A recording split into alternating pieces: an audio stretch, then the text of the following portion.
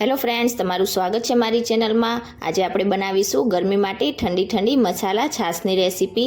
તો ફક્ત 2 જ મિનિટમાં તમે આ મસાલા છાશ બનાવીને તૈયાર કરી શકો છો।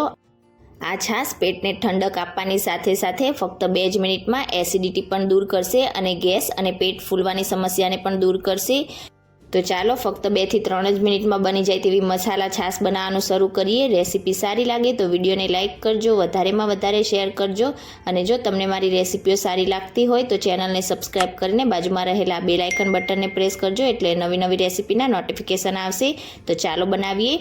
તો સૌથી પહેલાં આપણે એક મિક્સર જાર લઈશું અને તેમાં 1 કપ દહીં ઉમેરીશું। અહીંયા તમારે એ વાતનું ખાસ ધ્યાન રાખવાનું છે કે દહીં વધારે મોળું પણ નહીં અને વધારે ખાટું પણ નહીં, એ જ રીતનું દહીં લેવાનું છે। અહીંયા તમે દહીંની જગ્યાએ છાશથી પણ આ મસાલા છાશ બનાવીને તૈયાર કરી શકો છો। હવે 1 કપ દહીંની સામે આપણે 2 કપ જેટલું પાણી ઉમેરીશું।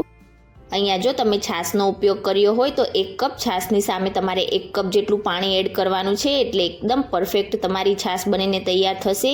તો અહીંયા દહીં લીધું છે એટલે મેં 2 કપ જેટલું પાણી એડ કરી દીધું છે। હવે આપણે ઠંડક માટે તેમાં 4 થી 5 જેટલા આઈસ ક્યુબ એડ કરીશું। તમે પાછળથી પણ તેને એડ કરી શકો છો। હવે અહીંયા મેં 10 થી 15 જેટલા ફુદીનાના પાન લીધા છે। ફુદીનો પેટને ખૂબ જ ઠંડક આપે છે અને ઉનાળાની સિઝનમાં તો ખાસ તમારે તેનો યુઝ કરવાનો। અને હવે અહીંયા મેં અડધા કપ જેટલા આ રીતે ધાણા લઈ લીધા છે। તો ધાણાને તમારે આ રીતે કુમળી ડાળખી સહિત જ લેવાના છે। ધાણા લોહી શરીરમાં વધારવાની સાથે સાથે આંખોનું તેજ પણ વધારે છે અને શરીર માટે પણ ખૂબ જ હેલ્ધી હોય છે। અને હવે તેમાં અડધી ટીસ્પૂન સંચળ પાવડર આપણે એડ કરીશું। આ છાશમાં આપણે જે કોઈ વસ્તુ એડ કરીશું તે શરીર માટે ખૂબ જ હેલ્ધી હશે। અને હવે સ્વાદ પ્રમાણે આપણે તેમાં મીઠું એડ કરીશું। અહીંયા મીઠું તમે વધારે છાશ ઓછી જે રીતની બનાવતા હોય એ પ્રમાણે તમારે એડ કરી દેવાનું। અને અહીંયા મેં 1 ટેબલસ્પૂન જેટલું જીરું લીધું છે, તો આપણે તે આખું જીરું એડ કરીશું। જીરું પણ પેટની ચરબી ઘટાડવામાં ખૂબ જ મદદ કરે છે અને પેટને ઠંડક પણ આપશે અને છાશમાં તેનો ટેસ્ટ પણ ખૂબ જ સરસ લાગશે। હવે અહીંયા મેં 6 થી 7 જેટલા કાળા મરી લઈ લીધા છે। તો કાળા મરીથી તમારી છાશમાં બિલકુલ પણ તીખાશ નહીં આવે, પણ તમે પ્રમાણસર આ રીતે એડ કરશો બધી વસ્તુ એટલે શરીર માટે તે ખૂબ જ ફાયદાકારક રહેશે। અને દહીંમાં આ રીતે તમે થોડાક મરી ઉમેરીને છાશ બનાવશો એટલે પેટમાં ઠંડક આપશે અને એસિડિટી દૂર કરવામાં પણ કામ કરશે। અને 1/4 ટીસ્પૂન જેટલો આપણે સૂંઠનો પાવડર એડ કરીશું। જો તમે બજારનો પાવડર એડ કરતા હોય તો તમારે અડધી ટીસ્પૂન જેટલો એડ કરવાનો। અહીંયા મેં ઘરે બનાવેલો સૂંઠનો પાવડર એડ કર્યો છે એટલે સ્ટ્રોંગ હોવાના લીધે 1/4 ટીસ્પૂન જેટલો જ એડ કર્યો છે।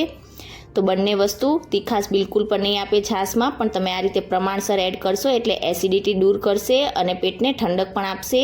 હવે 1 ટેબલસ્પૂન જેટલી આપણે આ રીતે સાકર એડ કરીશું। તો સાકરથી બિલકુલ પણ ગળ પણ નહીં આવે, પણ એકદમ સરસ ખાટી મીઠી તમારી છાશ બનીને તૈયાર થશે। અને સાકર આ રીતે તમે ઉનાળાની સિઝનમાં યુઝ કરશો એટલે ખૂબ જ પેટને ઠંડક આપવાનું કામ કરશે। હવે બધી જ વસ્તુ આપણે એકદમ સરસ રીતે મિક્સ કરી લઈશું। અહીંયા જે વસ્તુ આપણે એડ કરેલી છે તેનાથી એસિડિટી પણ દૂર કરશે અને ગરમીની સિઝનમાં પેટને ખૂબ જ ઠંડક આપશે। હવે આપણે ઢાંકણ ઢાંકીને બધી જ વસ્તુ એકદમ સરસ રીતે ક્રશ કરી લઈશું।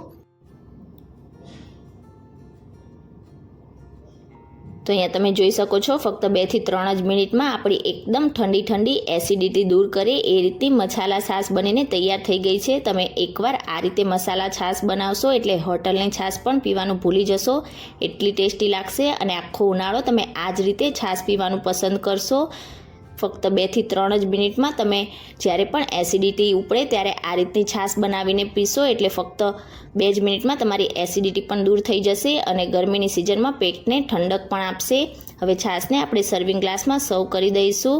તો તમે ક્યારે આ રીતે ઘરમાં જ રહેલી વસ્તુમાંથી મસાલા છાશ બનાવીને ના ટ્રાય કરી હોય તો એકવાર આ રીતે જરૂરથી ટ્રાય કરજો। સાદી છાશ પીવાની જગ્યાએ તમે આ રીતે બધી વસ્તુ અંદર એડ કરશો એટલે શરીર માટે પણ ફાયદાકારક રહેશે અને એકદમ ઝડપથી બનીને પણ તૈયાર થઈ જાય છે। તો આજની મારી રેસીપી તમને કેવી લાગી મને કમેન્ટ કરીને ચોક્કસથી જણાવજો। ઉપરથી આપણે થોડોક છાશનો મસાલો કે પછી ચાટ મસાલો સ્પ્રિંકલ કરીશું અને ફુદીનાના પાનથી ગાર્નિશિંગ કરીશું।